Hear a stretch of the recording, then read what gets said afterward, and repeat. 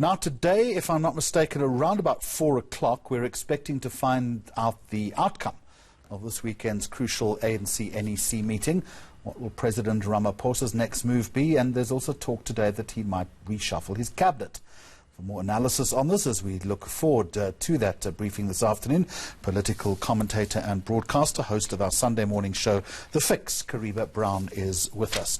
So, it was a weekend dominated by corruption within the NEC structure.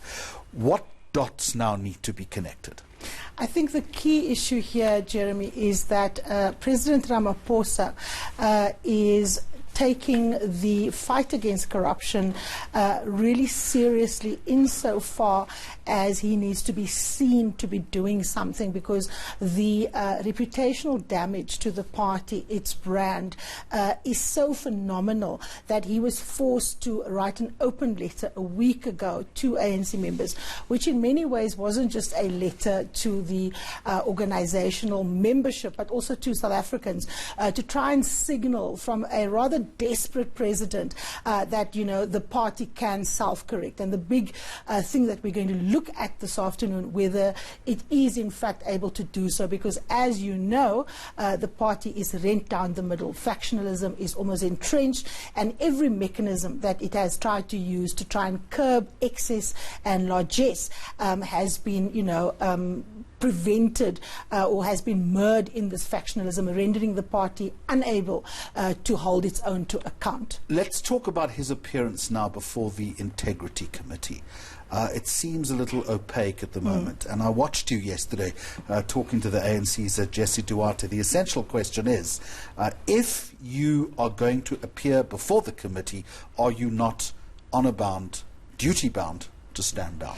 But she prevaricated a lot. Yeah, I think the interesting thing here, Jeremy, is the resolution of the ANC around corruption and the role of the Integrity Committee. So prior to the President kind of saying off the back of his political report in the NEC meeting, I hear there's rumblings about my CR17 campaign.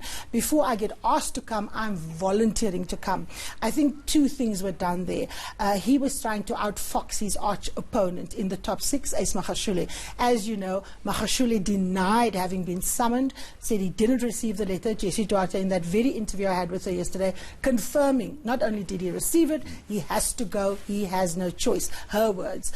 So I think Cyril Ramaphosa essentially demonstrating that he's prepared, and of course who's going to dare after that to say, I'm not going to the committee and I'm not going to do what the committee wants me to do. And remember, there is no investigation into the CR17 campaign. So in a way, he's used a fairly nebulous issue to try and, you know, almost, if you like, strategically get one up and one over Ace Magashule, who's deeply implicated. So a great preemptive strike, but not without risk, though. No, absolutely, Jeremy. You know, what's the famous saying? If you want to make an omelette, you've got to crack some eggs.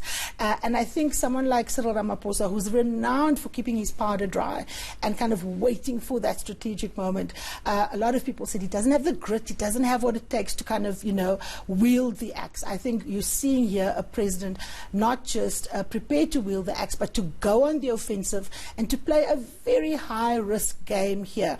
Because as you rightly says, by putting himself in front of the Integrity Committee, he could well end up with having to follow, you know, what the outcome is of that process. But I think someone like Ace Magashule, who's on record as saying, I'm not going to step aside, I'm not going to do anything. I think the risks for Ace Magashule and others like him, Mosibenzi Zwane, Nomvula Mokonyane, Bongani Bongo, the key characters in the state captured drama, I think the stakes are much higher for them, Jeremy. All right, two quick things I need to raise. The first is there was a lot of pushback from his detractors after this 7-page letter, calls for him to step down. Has that faction, for the moment, been cauterized? I mean, patently they will regroup, but where do they stand right now? I think you've put it, you know, really nicely. I think cauterize is exactly the right word. I think they are on the back foot. The fact that Jacob Zuma, who's a really wily politician, was forced out of the shadows to come and bat for his proxy, Ace Magashule, in the big letter, tells you that they're in trouble, because President Jacob Zuma doesn't like to be seen to be fighting. And the fact that he had to publicly pick up that bat and go and bat for his chap in the top 6 tells you that they are already starting from behind. So I think tactically this round goes to Ramaphosa, most certainly. But it's a moving feast, Jeremy. We know how dynamic the situation is in the ANC. But I think, you know, we've been watching what's happening at state capture today. For example, the former PA of Nomvula Mokonyane was testifying, and it looks almost as if Nomvula has been caught out in a lie about whether or not Bosasa had paid for that 40th birthday. So again, suddenly she's going to have to answer for stuff at the Integrity Committee. So high stakes game, but I think Ramaphosa is going for broke. Moving feast, and they'll all be eating that omelette that you talk about. Very quickly, what are you hearing about a cabinet reshuffle, or is this just normal talk after a meeting like this? Interestingly, the financial news agency Bloomberg were the ones who ran with this. Now, remember, our finance minister has a great disdain for the local media. He loves talking to Bloomberg only. I suspect that they were getting that information from people very close to him. And this morning, of course, the premier financial newspaper, the Business Day, quotes the finance minister saying, "I'm ready to serve." So it looks as if Tito tried to put his toe out there and got burnt. And the word that was used this morning in ANC circles is spoilt brat, that this is a man who's an attention seeker, but he's kind of been whipped into line. If it does go, Jeremy, it does signal a big issue because of the state of our economy, and any replacement of a finance minister is, of course, something we cannot take lightly. He also put a tweet out today, I quote, "There's a malicious rumour that I've resigned. It is untrue. I'm firmly here as Minister of Finance. We have work to do."